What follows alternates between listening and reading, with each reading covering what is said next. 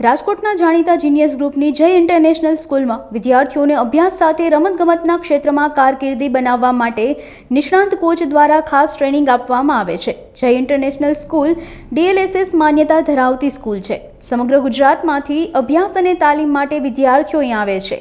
અહીં વિદ્યાર્થીઓના અભ્યાસ અને અન્ય પ્રતિભાના વિકાસ માટે યોગ્ય વાતાવરણ પૂરું પાડવામાં આવે છે। તાજેતરમાં જય ઇન્ટરનેશનલ સ્કૂલમાં ધોરણ 9માં અભ્યાસ કરતા પ્રયાગ રાજેશ ધોળકિયાએ રાઇફલ શૂટિંગ સ્પર્ધામાં ઝળહળતી સફળતા પ્રાપ્ત કરી છે। પ્રયાગે રાષ્ટ્રીય કક્ષાએ રાઇફલ શૂટિંગમાં ટોપ 5માં સ્થાન પ્રાપ્ત કર્યું છે, જેના માટે તેને આદિત્ય બિરલા ફાઉન્ડેશન દ્વારા સન્માનિત કરવામાં આવ્યો છે। આ અંગે વધુ વિગતો જય ઇન્ટરનેશનલના ટ્રસ્ટીએ અબતક મીડિયાની મુલાકાત લઈ પૂરી પાડી હતી। મારું નામ જલ્પા છે। મારો સન છે પ્રયાગ રાજેશ ધોળકિયા, કે જે રાઇફલ શૂટિંગ કરે છે। 9.5 વર્ષનો હતો ત્યારથી જ રાઇફલ શૂટિંગમાં એને રસ હતો, એટલા માટે મેં પ્રેક્ટિસ ચાલુ કરાવેલી।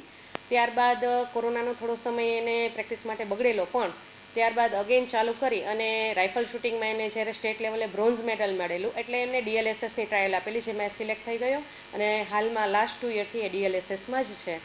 અને હાલમાં જે ખેલ મહાકુંભ 2024માં જે ખેલાણી છે એમાં સ્ટેટ લેવલે બ્રોન્ઝ મેડલ મેળવેલું છે। એ 9.5 વર્ષનો હતો ત્યારથી જ પ્રેક્ટિસ કરે છે। અત્યારે હાલમાં 14 વર્ષનો થયો છે। ગર્વ તો એટલા માટે અનુભવી શકાય કારણ કે આજે ગુજરાત લેવલે જે 3rd રેન્ક પર એ આવેલો છે, અને ગુજરાત લેવલે ઘણા બધા બાળકોએ પાર્ટિસિપેટ કરેલું હોય, અને એ સમયે જો એ બ્રોન્ઝ મેડલ લાવે એટલા પાર્ટિસિપેટોની વચ્ચે તો પ્રાઉડ ફીલ કરવા જેવું તો બાબત છે જ। ખેલ મહાકુંભમાં આપણે સ્ટેટ એટલે અમદાવાદમાં જ રમવાનું હોય છે।